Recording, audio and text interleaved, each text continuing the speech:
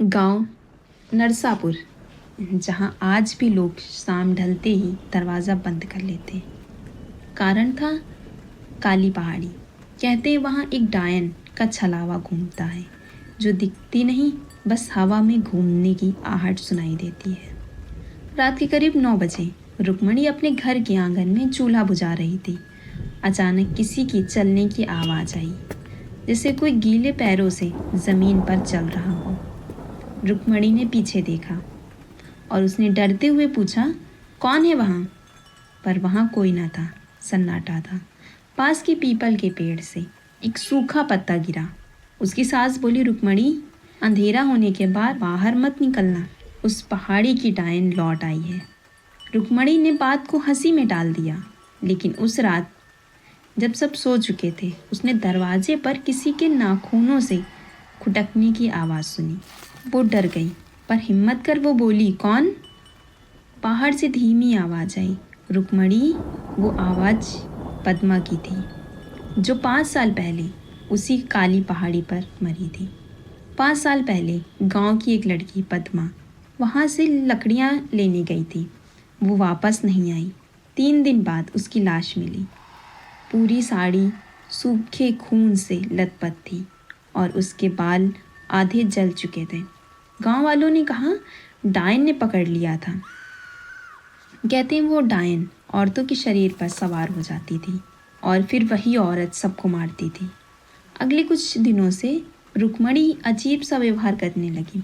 कभी अकेले हंसती तो कभी दीवारों से बातें करती और कभी खुद से कहती, वो वापस आ गई है। उसका पति गोपाल परेशान हो गया। एक रात उसने देखा रुक्मणी चूल्हे के पास बैठी और राख से कुछ बना रही थी। वो पास गया तो देखा उसने राख से एक चेहरा बनाया जो पद्मा का था। गोपाल ने उसे गुस्से में कहा, क्या कर रही है तू? रुक्मणी ने मुस्कुराते हुए कहा, पद्मा लौट आई है। अब मैं नहीं बोल रही, पद्मा बोल रही है। उसकी आंखें पल भर में लाल हो गई, आवाज़ बदल गई। गोपाल, याद कर, तूने मुझे मारा था ना?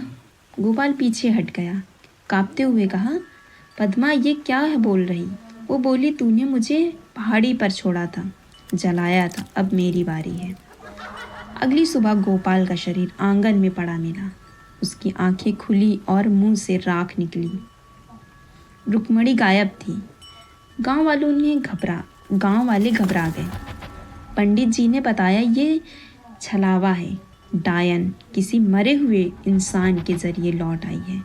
जब तक उसकी आत्मा को अग्नि नहीं मिलती, वो नए शरीर में आती रहेगी। सबको याद आया, पद्मा की लाश तो ठीक से जली ही नहीं थी। 4 आदमी मशाल लेकर काली पहाड़ी की ओर निकले।